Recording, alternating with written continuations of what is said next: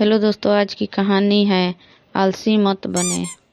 जीवन में सफलता हासिल करना चाहते हैं तो आलस्य को अपने पास आने न दें।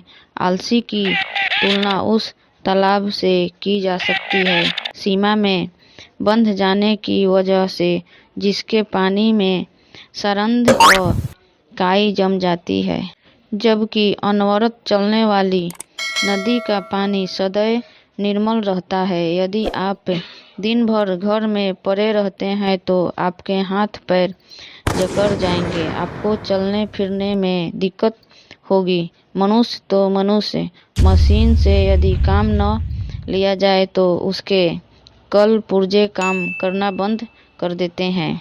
बहुत पुरानी बात है। किसी देश में एक बूढ़ा व्यक्ति रहता था। वह काफी मेहनती था, खेतों में काम करके अपना गुजारा करता था। उसके 3 लड़के थे जो बड़े ही आलसी थे।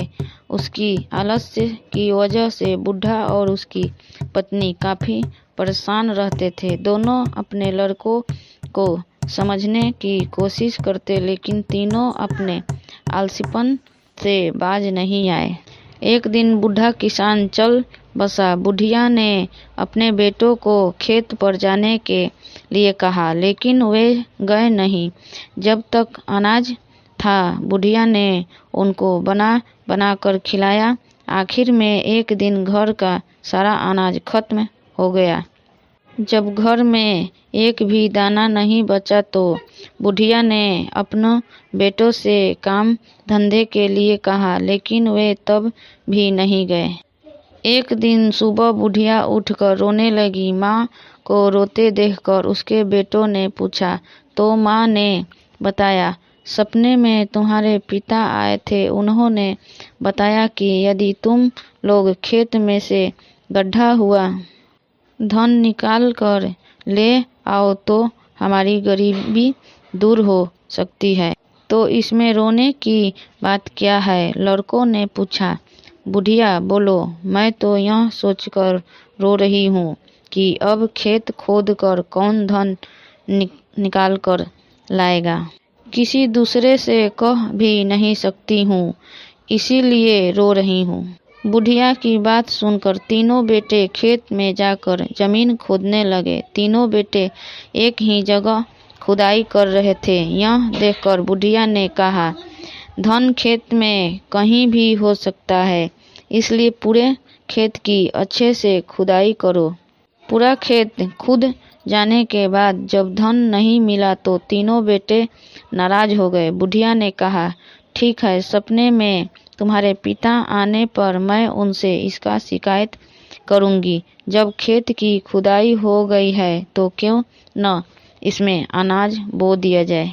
बेटों ने अनाज बो दिया। कुछ ही दिनों में खेत में फसल लहराने लगी। फसल काटने का वक्त आया तो एक दिन बुढ़िया फिर रोने लगी। बेटों ने पूछा, अब क्या हुआ?